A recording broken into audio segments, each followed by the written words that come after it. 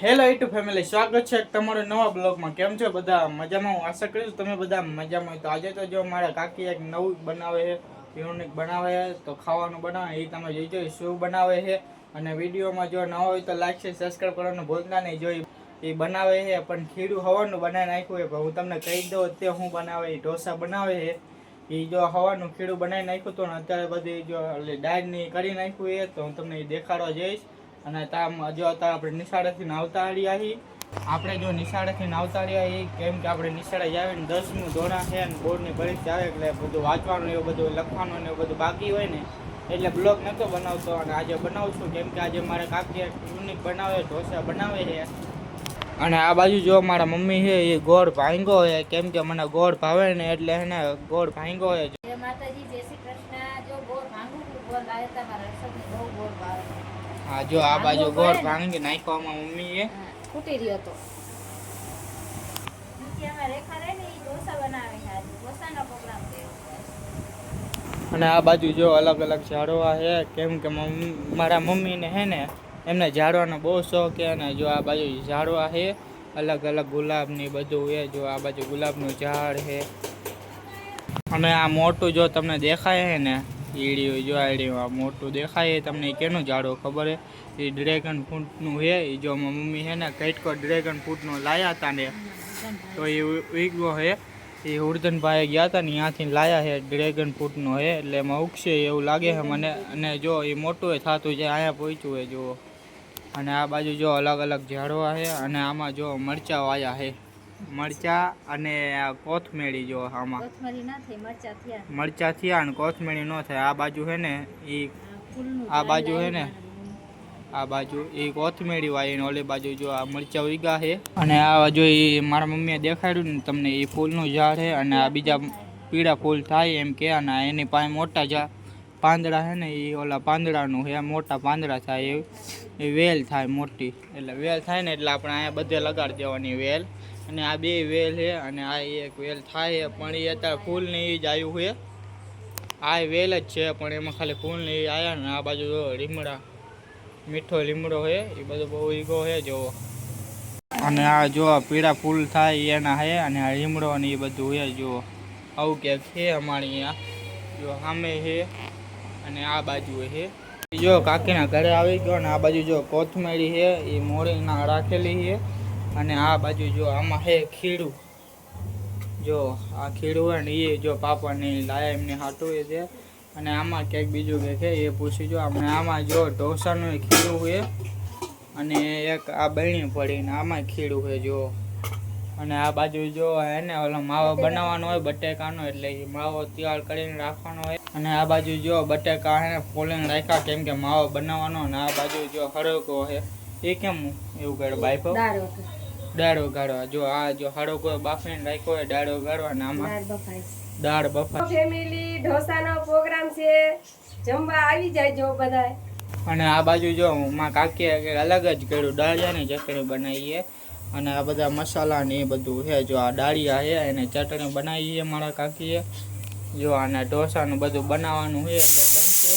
અને જો આ દાળ આમાં બફાય ને, અને આ બાજુ જો એમના ચકલા ને બધું છે, આમાં ચકલા છે અને આ ચકલા વધી ગયા પિંજરા। અને આ બાજુ જો કાર્તિક છે એ સૂતો છે, મોબાઈલ જોવે છે। ટ્યુશન ન જવાનું, 6:30 જવાનું છે પ્રોગ્રામ।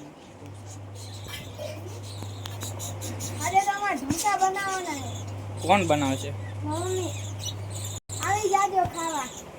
અને આ બાજુ જો એમની બીજા ચકલા છે, જો આ બધા ચકલા છે એમના, જો આ એકે બેઠા ને બચ્ચા ચકલા છે ને બહુ બીતા તો નથી, પણ ઓલું આ બાજુનું એક ચકલું હોય એ કાઢ્યું હોય એ હાથમાં આવે એ આવ અલગ જ છે। કેમ કે પેલા નાનું હતું ને, જયારે નાનું હતું ને ત્યારે કાર્તિક શું કરતો બાળે કાઢીને હાથમાં ખવડાવતો હતો, એ ત્યારે એ છે ને હાથમાં આવે છે એટલે હાથ ઉપર દેતા શીખી ગયું। ને આ બાજુ જો મારા કાકી એ વઘાર કરે છે, દાળ વઘારે દાળ ને, અને આમાં જો દાળ છે એ વઘારવાની બાકી છે અને એ વઘારશે।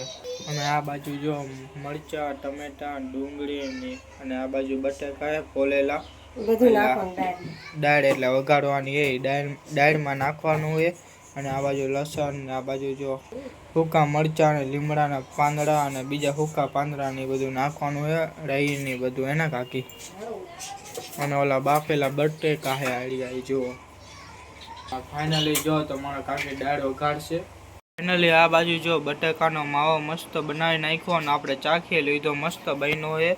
અને આમાં જો હે ને ઓલી દાળ છે, દાળે મસ્ત થઈ ગઈ અને આપણે ચાખવા લઈ લીધી. જો તો આપણે ચાખી લેશું. ને આ બાજુ જો મારા કાકી છે એ ઢાંકી દે, એમને આજે ઢોસાનો પ્રોગ્રામ રાખ્યો છે. જો આ દાળ આપી ને તો એ ચાખી લેવી. દાળ કેવી મસ્ત છે, ઊની છે પણ તો એ ચાખી જોવી.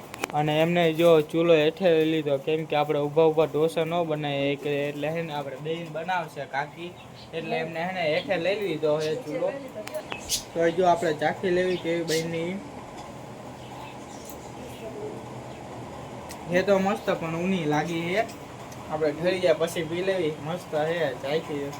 ને આ બાજુ જો બટાકાનો માવો છે એ ખાઈ લેવી. અને બીજી દાળ ખાઉં હું, પેલા ખાઈ લીધો તો મસ્ત હે માવો તો. ને આ બાજુ જો મારા કાકી ઢોસા બનાવવાનું ચાલુ કરી નાખ્યું હોય. અને આ જો પાણી છે અને પાણીથી પેલા લુવાનું અને પછી આ ખીરું છે ને એ ભાઈ એમાં ઉમેરવાનું, પછી એમાં છે ને થોડુંક આમ શેકવા દેવાનું. જો આ મારા કાકી ગળે ઈ, અને એમાં પછી આ નાખી દેવાનો માવો બટેકાનો.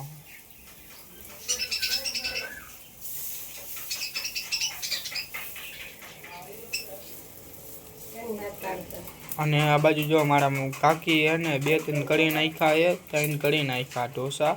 અને આ બીજા થાય. અને આ લસણીઓ નાખે જો તીખું થાય. અને આ તેલ છે, તેલ નાખીને એટલે એ જલ્દી ઉખડી જાય એમ.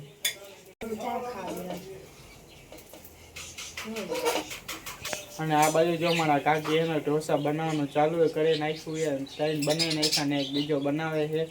જો આ બાજુ 4 બનાવી નાખ્યા ને એક માતાજી નાખ્યો, કેમ કે અમારે બધાને એવું જોઈએ કે ખાલી વસ્તુ બનાવી કે ખાવાનું બનાવી, તો આપણે પેલા માતાજી મેકોને પછી આપણે ખાવાનું છે.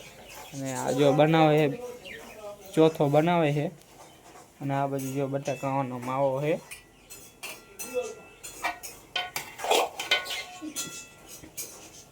જો બટાકાનો માવો ઉમેર્યો તો એને વાળી દેવાનો ઢોસાને, એટલે બની જાય ઢોસો. એ ખીરું કહેવાય એને. જો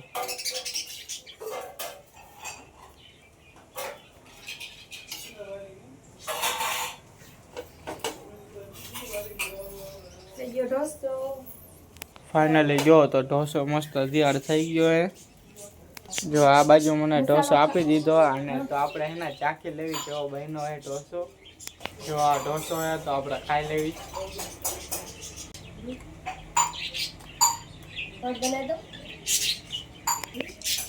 જો બન્યો તો હે મસ્ત, તો આપણે એને થોડુંક ખાઈ લેવી. તો તમારે પણ ખાવા હોય તો ચાલો ફેમિલી ખાવા. આ બાજુ જો મારા કાકી ઢોસા બનાવે ને આ બાજુ જો ખાવા બેસી ગયા. ને આ બાજુ મારા મમ્મી છે ને એ બધા ખાવાનું એમનો દેહ. અને આ બાજુ જો ઢોસા ને આ બાજુ જો કાર્તિક ખાવા બેસી ગયો છે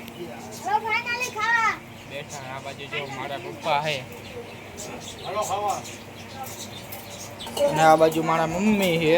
અને આ કાકી ઢોસા બનાવે તો બનાવો, હાલો ઉના ખાવાની મજા આવશે. ફાઇનલી જો તો બધા ઢોસા ને બધું ખાઈ લીધું, મસ્ત ધરીને ખાધા. આપણું પેટે ભળી ગયું, મસ્ત બન્યા હતા. આપણે ખાઈ લીધા એ બધાએ ખાધા એ, અમારે હારે જ ખાધા બધા હેઠે બેઠા. તમારે રાખીને ખાધા ને એ વાસણ ઉઠકે છે. અને આપણે આ જ બ્લોગ એન્ડ કરવાનો. જો આ બ્લોગમાં ન હોય તો લાઈક છે, સબસ્ક્રાઈબ કરવાનું ભૂલતા નહીં. જય માતાજી, જય દ્વારકાધીશ, બાય બાય.